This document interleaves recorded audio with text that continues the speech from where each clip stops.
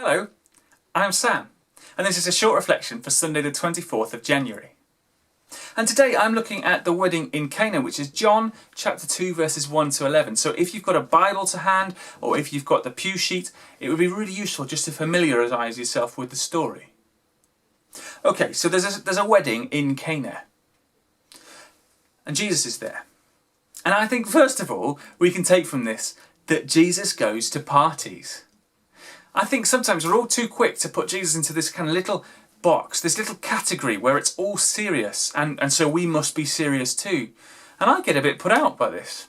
I enjoy the lighter side of life, and I quite like to tell jokes. I mean, they're quite bad ones, but I still think it's good to celebrate things, to be people who are filled with joy.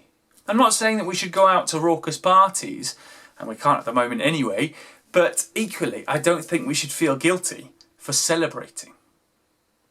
So we're at this wedding and the wine runs out. Now this is an embarrassment because all the guests are there and there's no wine to serve. And so Mary turns to Jesus and asks him to intervene. And although Jesus' answer seems strange, my hour has not yet come, he still works a miracle. He still turns the water into wine. Not just any wine, but the best wine. Now the master of the wedding didn't know where the wine had come from, but the servants did. And this is the bit that I particularly want to focus on today. Miracles are something that we might just think, oh well, maybe that happened then in Jesus' time, but I haven't seen one. I haven't seen someone healed. I haven't seen someone provided for through some miraculous means, and the coronavirus hasn't ended just like that. And okay, perhaps we haven't seen that kind of miracle. There are people who have, and perhaps you're one of those. But perhaps, like the master of the house, we instead can appreciate the best wine for what it is, without really looking into the source. What do I mean by this? I mean, of course, that God is at work in the world. And God is doing incredible things. And yet we don't always notice. We don't always know how. We aren't always privileged, as the servants were, to see behind the scenes. So when someone is healed by medical means, when someone is provided for through someone else's generosity or a food bank or similar, or when someone is helped by other people, even now, as we have vaccines for coronavirus, we celebrate the resolution. And we say, this is the choice wine. This is the answer to the problem. But that is still God at work. Let me put it to you this way.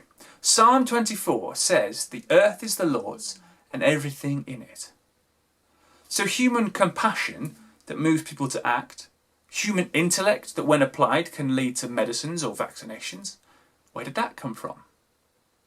I believe it comes from God and was applied by humans to get where we get to. So how can we apply ourselves and the gifts and the talents and the resources that we've been given? And how we do that is really important. If I have flour and butter and sugar and I just bash them all together in any kind of quantity and without really mixing, and maybe not even without opening the eggs, and then I sort of just throw it into an oven and then see what happens for however long, I really don't think I would get a cake. Funny that. However, if I carefully follow a recipe, if I follow a guide and measure things out and get the right quantities and cook for the right amount of time, I'll make a cake. Now, who made the cake? Well, I did. But I didn't make the flour, the eggs, the butter, or the sugar. Nor, in fact, did I write the recipe. But you'd still say I made the cake. I mean, I think it's a miracle that when I combine these different things, if I get some ground up wheat, if I get the thing that chickens leave behind, if I then get some kind of mixed up, mashed up substance from a cow, and then I get some ground up cane or vegetables and put them all together in this particular way and then heat them up, it makes a cake. Who made the cake?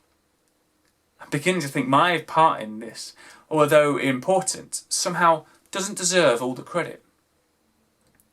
So when we apply our skills and our talents and our intellect, things that we've been given, and we follow plans and we follow instructions, we follow knowledge that's been passed down to us, we follow ways of doing things, we get things like vaccines.